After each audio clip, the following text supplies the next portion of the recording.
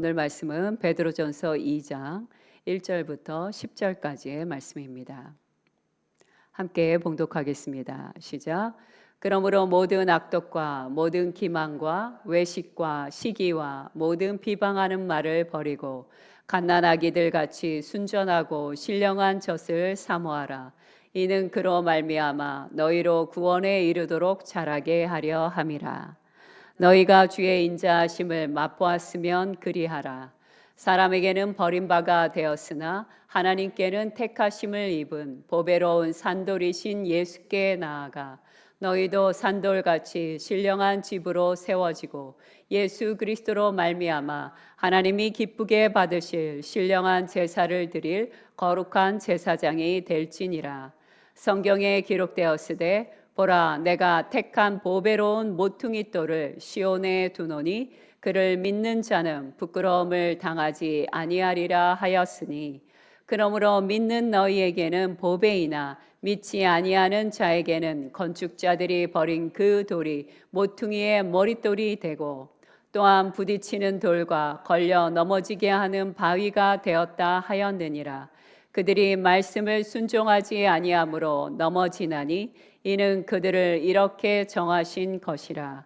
그러나 너희는 택하신 족속이요 왕 같은 제사장들이요 거룩한 나라요 그의 소유가 된 백성이니 이는 너희를 어두운 데서 불러내어 그의 기이한 빛에 들어가게 하신 이의 아름다운 덕을 선포하게 하려 하심이라. 너희가 전에는 백성이 아니더니 이제는 하나님의 백성이요 전에는 국류를 얻지 못하였더니 이제는 국류를 얻은 자니라. 아멘. 오늘 말씀은 베드로전서 2장 말씀 보배로운 모퉁이돌이라는 제목입니다. 우리가 어떤 건물을 지을 때 가장 중요한 것은 무엇일까요? 아마도 보이지는 않지만 기초를 세우는 일일 것입니다. 아무리 아름다운 건물을 세웠다 할지라도 기초가 튼튼하지 않다면 그 건물은 서서히 무너져가게 될 것입니다. 사도 베드로는 신앙인의 인생을 건축되어져 가는 건물로 비유하여 설명하고 계십니다. 건물을 짓기 전 제일 먼저 해야 할 일은 무엇일까요? 만약 내가 집을 짓고 싶은 그 공간에 낡은 건물이 있다면 무엇부터 해야 될까요? 철거부터 해야 합니다. 베드로도 영적 성장의 첫 번째 단계로 말씀하시는 것이 무엇이냐? 바로 철거해야 될 것들에 대해 말씀하고 계십니다. 버려야 될 것 5가지를 말씀하시는데 그 첫 번째는 모든 악독입니다. 헬라어로 카키아라고 하는데요. 이 악독이란 무엇이냐? 바로 단순히 나쁜 감정이 아니라 상대방이 잘 되는 것을 싫어하고 은근히 망하기를 바라는 마음이나 태도, 참으로 못된 태도이자 마음입니다. 예를 들어 상대방에게 나쁜 의도로 말하거나 행동하는 것을 악독이라고 말할 수 있습니다. 두 번째 철거해야 될 것은 무엇이냐? 기만입니다. 헬라어로 돌로스라고 하는데 이 돌로스라는 것은 무엇을 뜻하느냐? 미끼라는 뜻입니다.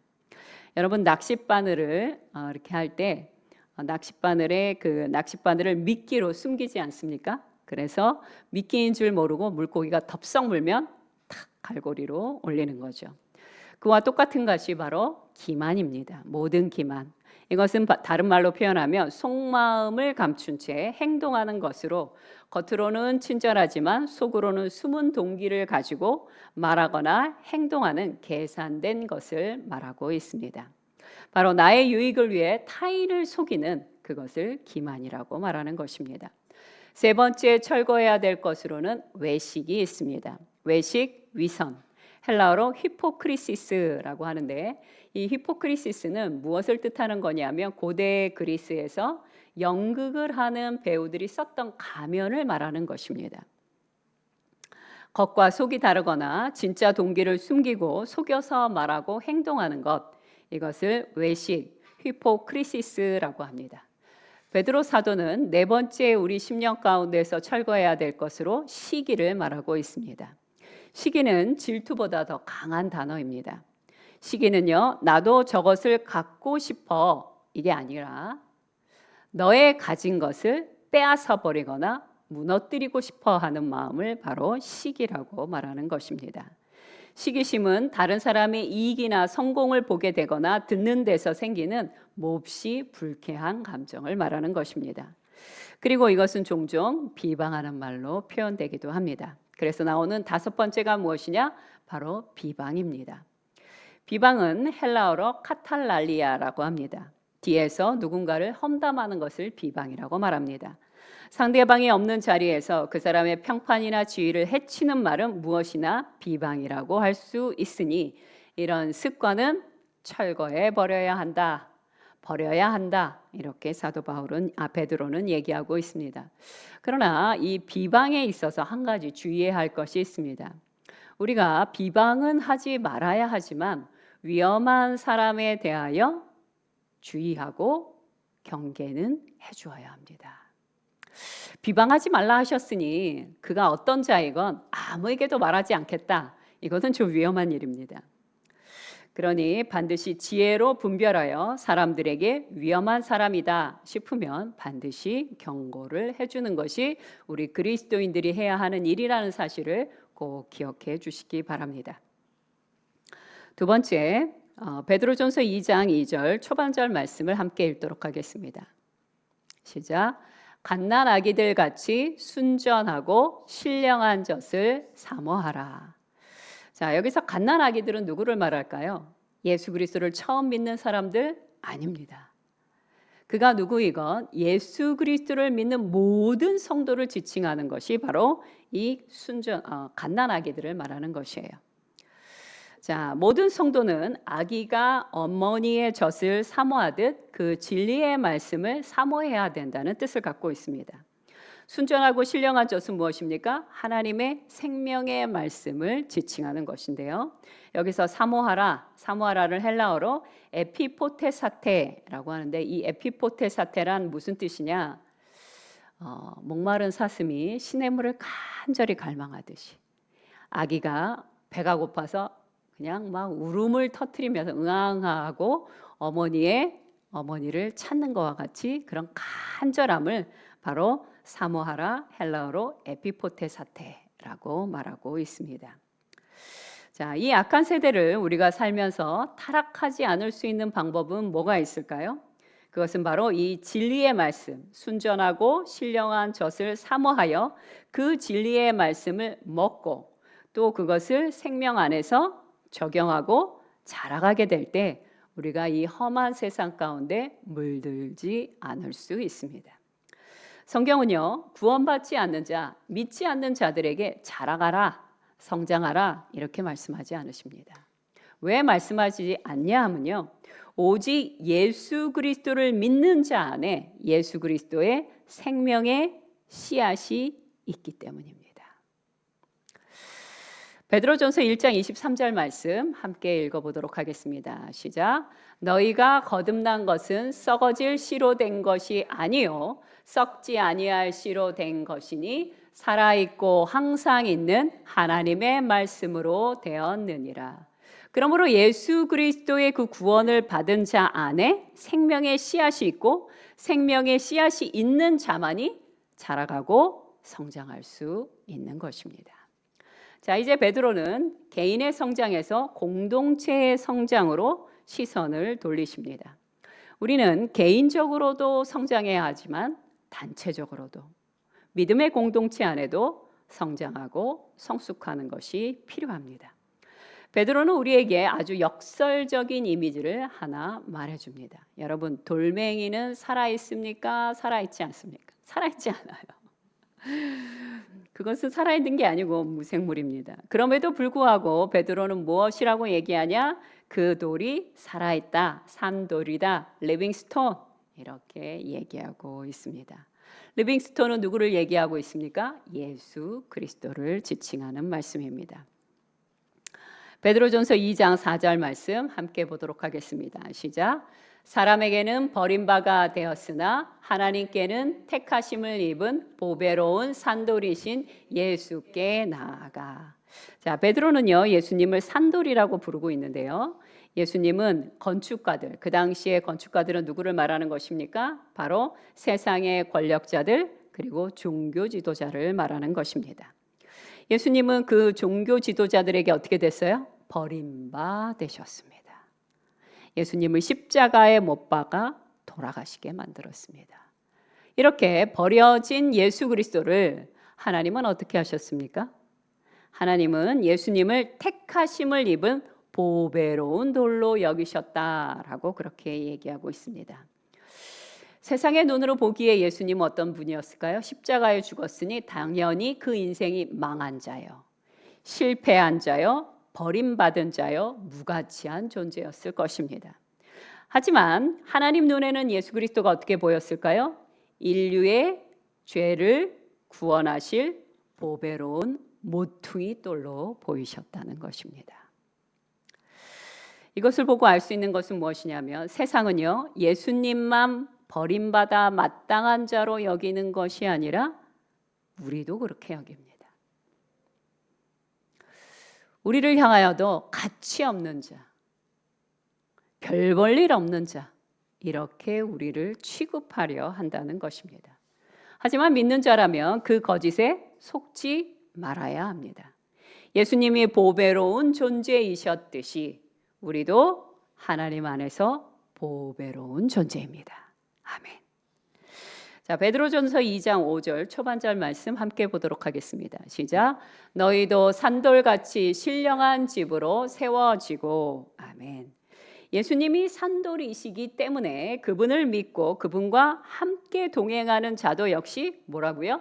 산돌이다라고 얘기하고 있습니다. 여기서 특별히 신령한 집으로 세워지고에서 세워지고는 헬라어로 오이코도 에이스테라고 합니다. 오이코도 에이스테는요, 현재 수동태 동사로, 현재 수동태 동사가 뭐냐면 끝난 게 아니에요. 집이 끝난 게 아니라요, 지금도 계속 지어져 가고 있는 중이다, 이런 의미를 담고 있는 것입니다. 하나님의 손에 의하여 성전으로 모든 성도들은 지어져 가고 있는 중입니다. 그러므로 교회란 무엇이냐? 예수 그리스도라는 기초석 위에 성도라는 산돌들이 차곡차곡 서로 연결되어 지어져 가는 신령한 성령의 전이라는 뜻입니다. 베드로전서 2장 5절 후반절 말씀까지 함께 보겠습니다. 시작. 예수 그리스도로 말미암아 하나님이 기쁘게 받으실 신령한 제사를 드릴 거룩한 제사장이 될지어다. 아멘. 여러분, 구약 시대 때는 신령한 제사를 누구만 드릴 수 있었어요? 제사장만 드릴 수 있었어요. 그러나 예수 그리스도께서 우리를 위하여 죽으신, 그리고 우리를 구속하시고 대속하신 그 이후부터는 어떤 일이 벌어지기 시작합니까? 이제 모든 성도들은 하나님 앞에 거룩한 제사장이 되어 하나님의 지성소까지 나아가 신령한 제사를 드릴 수 있게 된 것입니다. 아멘. 우리의 몸, 그러나 구약에서는 단지 감사와 찬양과 회개라는 것이 제사였다면 신약에 와서의 제사, 하나님께서 기뻐 받으실 만한 제사는요, 찬양과 경배와 회개만이 아니라 거기에 더하여져야 되는 것이 있습니다. 그것이 무엇이죠? 우리의 몸, 우리의 시간, 우리의 소유된 모든 것까지도 주인 되심을 인정하고 아버지 앞에 날마다 드려야 한다는 것입니다. 로마서 12장 1절 말씀 함께 보도록 하겠습니다. 시작. 그러므로 형제들아, 내가 하나님의 모든 자비하심으로 너희를 권하노니 너희 몸을 하나님이 기뻐하시는 거룩한 산 제물로 드리라. 이는 너희가 드릴 영적 예배니라. 눈에 보이는 예배뿐만 아니라 우리의 삶 모든 것을 드리는 것, 그것이 바로 하나님께 드려야 될 신령한 영적 예배다라고 말씀하십니다. 이렇게 하나님께 신령한 제사를 드릴 때 우리는 성령 안에서 자라가는 것입니다. 성숙해가는 것입니다. 자, 이제 베드로전서 2장 6절부터 8절에서는요, 이사야서 28장과 시편 118편 22절을 인용하여 이 돌이 가진 양면성에 대하여 설명을 하십니다. 자, 믿는 자에게 있어서 산돌 대신 예수 그리스도는 어떤 분이실까요? 우리의 삶의 기준이 되시고 우리가 어려울 때마다 우리에게 힘과 능력과 소망을 부어주시며 우리를 도와주시는 분이십니다. 그러나 믿지 않는 분들에게는 어떨까요? 믿지 않는 자들에게는 어떻다고 얘기하시냐면요. 부딪히고 걸려 넘어지게 하는 바위가 된다라고 얘기합니다. 이게 무슨 뜻일까요? 그 뜻을 베드로전서 2장 8절 후반절에서 설명하고 계십니다. 함께 읽겠습니다. 시작. 그들이 말씀을 순종하지 아니함으로 넘어지나니. 자, 여기서 순종하지 않는다는 헬라어 아페이데오. 이 아페이데오는요. 뭘 몰라서 순종하지 못하는 게 아니라 그런 뜻 아니고요. 다 알아요. 하나님은 뭘 원하시는지 다 아는데 일부러 거부하고 불순종하는 것을 바로 아페이데오라고 합니다. 바로 이런 자들에 대하여 예수님은 어떻게 행하시냐? 심판의 걸림돌이 되신다라는 뜻입니다. 자, 이제 사도 베드로는요. 출애굽기 19장을 중심으로 9절과 10절에서 교회의 영광스러운 정체성, 그 지위, 영적 유산이 무엇인지에 대해 우리에게 말씀해 주십니다. 먼저 그리스도인의 영광스러운 네 가지 정체성을 얘기해 주신데 그 첫 번째는 무엇이냐? 택하신 족속이요 라고 말씀하십니다. 헬라어로는 게노스 에클레크론이라고 합니다. 족속이란 뭐예요? 한 혈육으로, 한 민족으로 된 것을 말합니다. 그런데 이방인인 우리는 한 혈육입니까? 아니요, 그렇지 않아요. 우리는 유대인이 아닙니다. 유대인이 아니지만 그러나 어떻게 한 민족이 되었을까요? 어떻게 하나님의 백성이 되었을까요? 예수 그리스도의 보혈로. 예수 그리스도의 보혈로 말미암아 우리는 택함 받은 새로운 인류가 된 것입니다. 아멘. 또 두 번째 뭐라고 얘기하시냐면 우리의 정체성은 왕 같은 제사장이다 라고 얘기합니다. 왕 같은 제사장이란 무슨 뜻이냐면 왕권을 가진 제사장의 무리다 라는 뜻입니다. 그냥 왕과 비슷한 사람이다가 아니라 왕권을 가진 제사장의 무리다 라는 거예요. 굉장히 다른 의미입니다. 우리는 하나님의 통치에 참여합니까? 예, 맞습니다. 우리는 하나님의 통치에 동참하는 자들입니다. 그러면서 동시에 하나님과 이 세상 사이를 중보하는 제사장이기도 합니다. 그러므로 우리는 어떤 자들입니까? 왕 같은 제사장이라는 것입니다. 세상에 이보다 더 영광스러운 신분은 없습니다. 세 번째, 거룩한 나라요 라고 말씀하십니다. 거룩한 나라라는 것은 헬라어로 에드노스 하기온이라고 합니다. 여기서 하기온이란 무엇이냐? 거룩한이라고 하는데 이 거룩함의 뜻이 무엇이라고요? 구별되다라는 뜻이에요. 그러니 무엇이 구별되었다는 것이에요? 우리는 비록 이 땅에 발을 딛고 살아가지만 이 땅의 세계관으로 살아가는 것이 아니요, 이 땅의 법을 따라 살아가는 자가 아니라 하나님의 법을 쫓아가는 자들이란 뜻이에요. 그렇게 하나님의 법을 따르도록 구별되어진 하나님의 영토다, 나라다 이렇게 말하고 계십니다. 네 번째 우리의 정체성은요, 그의 소유된 백성이요 라고 말씀하십니다. 헬라어로 라오스에이스 페리포이에신이라고 합니다.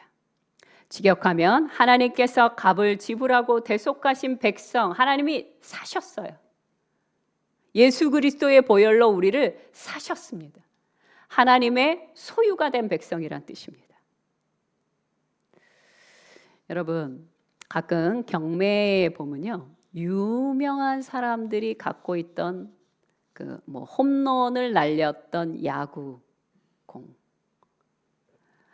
그리고 운동화, 누가 소유했던 어떤 여배우가 소유했던 목걸이, 이러면 어떻게 됩니까? 원래 야구공은 몇천 원밖에 안 하는데 그게 막 몇천만 원까지 갑니다. 어떤 경우에는요, 몇 억까지도 갑니다. 이유는 뭐예요? 아니, 그 공이 특별한가요? 아니요, 특별하지 않아요. 근데 누가 소유했었느냐에 따라서 그 공의 가치, 그 물건의 가치가 완전히 달라지는 것이에요. 우리는 모두 평범한 사람이지만 그러나 하나님에 의하여 소유된 속한 백성이 되면서부터 그 순간부터 가치를 매길 수 없을 만큼 보배로운 존재가 된다는 사실입니다. 이것이 바로 그의 소유된 백성이 갖고 있는 의미입니다. 내가 누구에게 소유가 되었느냐, 내가 누구에게 속한 자이냐에 따라 나의 원래 스타일하고는 상관이 없습니다. 나는 완전히 정체성이 바뀌는 거예요. 자, 베드로전서 2장 9절 후반절 말씀으로 넘어가겠습니다. 시작. 이는 너희를 어두운 데서 불러내어 그의 기이한 빛에 들어가게 하신 이에. 자, 우리를 어둠에서 불러내신 하나님 덕분에 하나님의 기이한 빛, 헬라어로 다우마스톤 포스로 들어가게 됩니다. 여기서 기이하다라는 다우마스톤은요, 눈이 너무 부시고 감탄을 자아내는 인간의 이성을 초월하는 빛이다라는 뜻이에요. 자, 하나님께서 우리를 이처럼 놀라운 존재로 허락하신 이유가 그 다음에 나오게 됩니다. 우리를 이렇게 놀라운 정체성과 이렇게 하나님의 그 기이한 빛으로 인도해 주신 그 이유가 무엇일까요? 베드로전서 2장 9절 세 번째 말씀입니다. 함께 보겠습니다. 시작. 아름다운 덕을 선포하게 하려 하심이라. 아멘. 여기서 아름다운 덕은 무엇을 말할까요? 예수 그리스도의 복음. 또 있습니다. 신의 성품. 예수 그리스도의 복음을 선포할 뿐만 아니라 주님이 우리에게 허락하신 모든 능력을 동원하여 바로 신의 성품을 드러내는 것, 그것이 바로 아름다운 덕, 아레타스입니다. 아레타스. 하나님이 우리를 어둠 가운데 사망에서 건져내어 주신 그 이유와 목적이 무엇이냐? 바로 이 아름다운 덕을 선포하는 자로 우리를 불러주신 것입니다. 아멘. 그러므로 교회의 사명은 무엇입니까? 하나님의 사랑과 구원을 세상에 선포하며 주의 진리의 말씀을 따라 순종하는 것입니다. 결론을 말씀드리겠습니다. 오늘의 본문 말씀을 보면 신앙의 집을 지어가는 영적 건축가의 삶을 살펴보게 됩니다. 먼저 새로운 건물, 하나님의 그 거룩한 집을 지어가기 위해 제일 먼저 해야 될 건 뭐라고요? 철거부터 해야 됩니다. 나의 옛사람, 옛모습부터 하나씩 한꺼번에 버리셔도 되는데 그게 잘 안 되면 하나씩이라도 철거해야 합니다. 우리 안에 도사리고 있는 악독, 기만, 외식, 시기, 비방하고 있는 낡은 습관들을 예민하게 하나하나 깨끗하게 청소해 버려야 합니다. 또한 갓난아기가 어머니를 간절히 찾듯 우리는 그렇게 신령한 젖 진리의 말씀을 사모하고 먹고 적용하며 자라가야 하는 것입니다. 또한 세상은 우리를 예수 그리스도를 버렸던 것처럼 우리를 쓸모없는 사람이라고 말하고 또 우리를 그렇게 취급할 수 있습니다. 하지만 우리는 그들이 우리를 어떻게 취급하듯 흔들리지 말아야 합니다. 우리의 정체성은 어디에 있습니까? 예수 그리스도 안에 있습니다. 우리는 예수 그리스도의 보혈로 대속함을 받은 자들이요, 하나님의 그 놀랍고 영광스러운 정체성을 따라 살아가야 되는 자들입니다. 그러니 마귀가 얘기하는 거 듣지 마시기 바랍니다. 혹시 귀에 들렸다 하더라도 귀를 씻어내시기 바랍니다. 아니야, 나는 하나님의 존귀한 자야. 예수 그리스도가 보배로우셨듯 나 역시 보배로운 존재야. 누구 안에서? 하나님 안에서. 세상은 우리를 어떻게 볼지 모르지만 하나님의 눈에 있어서 우리는 보배로운 존재입니다. 아멘. 또한 하나님은 우리를 흑암에서 건져내어 우리로 하여금 어떻게 해요? 기이한 빛으로 인도하십니다. 왜? 하나님의 아름다운 덕을 선포하게 하시려고. 우리의 삶 모든 것을 통하여 하나님의 영광스러움을 드러내기 위하여 우리를 살아가게 하시는 것입니다. 그러니 우리가 괴로워 죽겠다는 표정을 지을 것이 아니라 인생이 참으로 복되고 아름답고 즐겁고 영광스럽다는 것을 우리의 삶을 통하여 반드시 드러내야 할 것입니다. 그런 삶을 사는 저와 여러분이 되시기를 간절히 소망합니다. 함께 기도하겠습니다. 첫 번째 기도 제목은 이것입니다. 먼저 내 안에 있는 악한 습관을 깨끗하게 철거하게 하시고 순전한 말씀을 아기와 같이 사모하며 살아가기를 아버지 앞에 기도하시기 바랍니다. 회개할 것이 있다면 회개해 주시고 간절히 간구할 것이 있다면 간구함으로 아버지 앞에 나아가도록 하겠습니다. 함께 기도하겠습니다.